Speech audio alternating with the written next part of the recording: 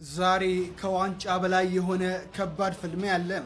ማንቸስተር ሲቲ ከአርሰናል የእንግሊዝ ካራባኦ ካፕ የፍጻሜ ጨዋታ ዛሬ ምሽት 1 ሰዓት ተኩል ላይ በለንደን ምድር በዌምብሌይ ስቴዲየም በሲቲና በአርሰናል መካከል በጉጉት እየተጠበቀም ይገኛል። ሁለቱም ቡድኖች የውድድር ዓመቱን የመጀመሪያ ዋንጫ ለማሳካት የሚያደርጉት ፍልሚያ በበርካታ ሚሊዮን ደጋፊዎች ዘንድ በጉጉት እየተጠበቀም ይገኛል። ማንቸስተር ሲቲ የእንግሊዝ ካራባኦ ካፕ ዋንጫን 8 ጊዜ ያሳካ ሲሆን አርሰናል በበኩሉ በዚህ መድረክ ሻምፒዮን መሆን የቻለው 2 ጊዜ ብቻም ነበረም። ለአራት ዋንጫ እየተፋለመ የሚገኘው አርሰናል የውድድር ዓመቱን የመጀመሪያውንና በታሪኩ ሶስተኛውን የካራባኦ ካፕ ዋንጫ ለማሳካት ከማንቸስተር ሲቲ ጋር ብርቱ ፉክክር ይጠብቀዋል። የዋንጫው ባለቤት ማን ይሆናል ብላችሁ ታስባላችሁ? ሐሳባችሁና ግምታችሁን ኮሜንት ላይ ጻፉልን። ፎሎ እያደረጋችሁ አብራችሁን ሁኑ። ገብተናል የፔፕ ጋርዲዮላው ማንቸስተር ሲቲ ጋር ተገስተናል። እንግዲህ መተንላል አባቴ ቋጠሮ ዛሬ ይለያል ነው ማለት የዚህ አይነት ቋጠሮ አይታጣቅም። ምንም ሳንቋጥር የሚሳካልን ማለት ነው አባቴ፣ ምንም ሳንቋጥር ነው የሚሳካልን። ምክንያቱም ለ34 ዓመት ካራባኦ ካፕ ላይ አርሰናል ምንም አይነት ዋንጫ ማሳካት አልቻለም። ማንቸስተር ሲቲ ደግሞ አባቴ ከ2018 19 20 21 ካራባኦ ካፕን አባቴ ዝም ብሎ እየተመላለሰበት ነበር። ስለዚህ የካራባኦ ካፕ ዋንጫ ማንቸስተር ሲቲ ይፈልገዋል ሳይሆን የካራባኦ ካፕ ዋንጫው ነው ማንቸስተር ሲቲን ፈልጎ የሚመጣው። ስለዚህ ምንም ያስጨንቀን ነገር የለም። ደና ተደርጋ ቁልት የምትደረግ ይሆናል።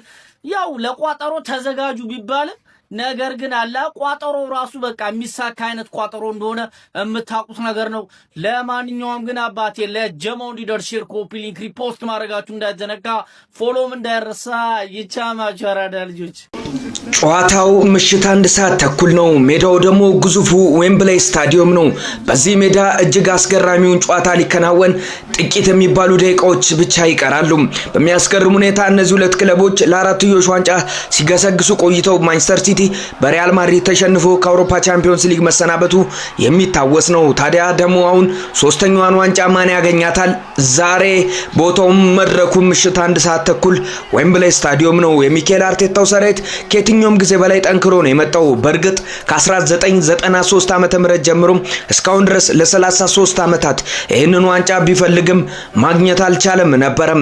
በአንጻሩ ደግሞ የፔፕ ጋርዲዮላው ሰራዊት በሚያስገርም ሁኔታ ከ2017 እስከ 2021 ድረስ ለተከታታይ 4 ዓመታት ይህንን ዋንጫ እንደ ልቡ አብሷል። 2018 ራሱ አርሰናል ከማንቸስተር ሲቲ ተገናኝተው የነበረ ሲሆን ማንቸስተር ሲቲ 3-0 በሆነ ውጤት አሸንፎ ዋንጫውን መውሰዱ የሚዘነጋ አይደለም።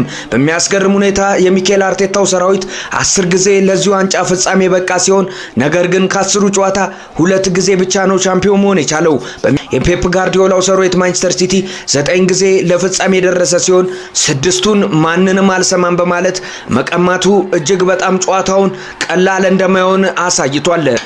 ግባዳኙ ኤርሊንግ ሃላንድ ደግሞ ይህንን ዋንጫ ለማግኘቱ ሌላ ዋንጫ ጨዋታውን እጅግ በጣም ፎከስ እንዲደረግበት አድርጎታል። ታዲያ የፔፕ ጋርዲዮላው ሰራዊት ይህንን ዋንጫ በማግኘት ፕሪሚየር ሊጉ ላይ ጫና ለመፍጠር ከየትኛውም ጊዜ በላይ ያለው እድል ይሄ እንደሆነ ምንም ጥያቄ የለውም። በሌላ በኩል ደግሞ የሚኬል አርቴታው ሰራዊት ይህንን ዋንጫ በልቶ በስነልቦና ተሞልቶ ሌሎችንም ዋንጫ ለማግኘት ከየትኛውም ጊዜ በላይ ወጥሮ ለመሄድ ቆርጦ መነሳቱ የሚዘነጋ አይደለም። ዴክላን ራይስ ወይስ ሮድሪ፣ ቪክተር ዮኬሬሽ ወይስ ኤርሊንግ ብራውት ሃላንድ?